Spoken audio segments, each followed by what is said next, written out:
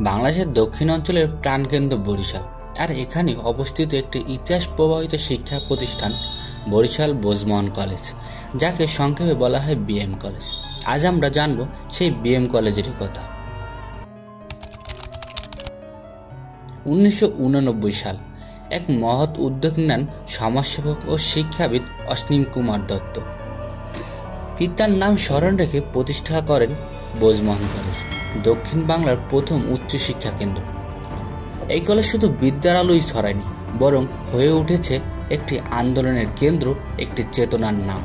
British আমল হোক বা পাকিস্তানের শাসনকাল, বিএম কলেজ সবসময় ছিল অগ্রণী ভূমিকায়। শিক্ষা, সংস্কৃতি ও সমাজ পরিবর্তনে এই কলেজ তৈরি করেছে এক অনন্য ইতিহাস। বর্তমানে এটি একটি সরকারি কলেজ, জাতীয় বিশ্ববিদ্যালয়ের অন্তর্ভুক্ত। এই কলেজে রয়েছে বিজ্ঞান, কলা ও বাণিজ্য বিভাগ সহ নানা বিষয়ে স্নাতক ও স্নাতকোত্তর কোর্স।